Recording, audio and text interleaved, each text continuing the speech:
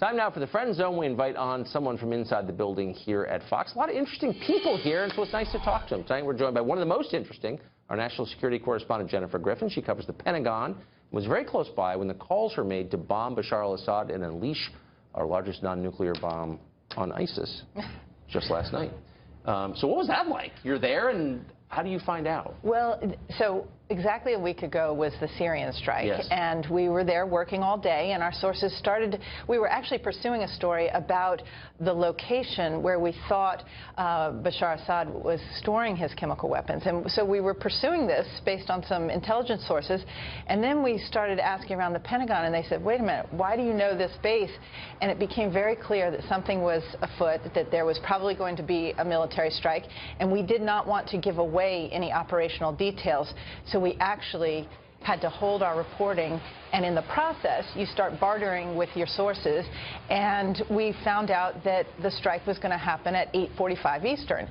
Now, we couldn't go with that. You wouldn't want to report it beforehand, and we actually ended up being second because we held it just enough because we had to get the second source, but we knew it was at 8:45. I'm aware because I was on the air and tossed to you. No, that was frustrating. What's cool about your life is that you've lived and been in so many of these places that are in the news. You can, I suppose, picture them. You spent a lot of time in Afghanistan. You can picture where these fights are taking place. Today was particularly surreal because, of course, we were reporting on this mother of all bombs, which is kind of appropriately named. And it's sort of, when I think of how my day started, I, like you, Tucker, I have 3 kids, and I was doing school drop-off, and I knew that I had to get to the Pentagon. I had a live shot. I was late for work.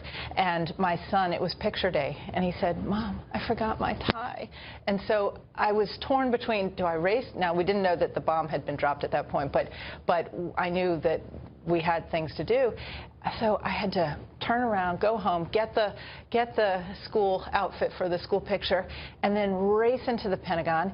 And just as I was getting seated, thinking I was doing one story, we got word that they had dropped this 21,000-pound bomb in Nangarhar province. Now, what I remember about Nangarhar province is, first of all, when I was 24 years old, we lived in Pakistan and Afghanistan, and my husband decided it was a good idea to take me to Kabul for our honeymoon after we were married in 1993. So back... there it is right there. That's a guarantee. That was your husband, I think.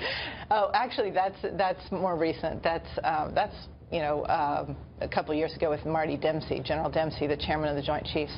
If you spend your honeymoon those are my kids. in Kabul, that's a guarantee of an interesting life. Where is that picture, by the way? That's in Alaska. That's in Alaska. But that is 1994 in Kabul, and that is when the Mujahideen were fighting each other, civil war, and we were there trying to figure out what was going on. It was before the Taliban had been formed, and we were there in Islamabad when the Interior Minister of Benazir Bhutto's government started going to the madrasas and recruiting for the Taliban.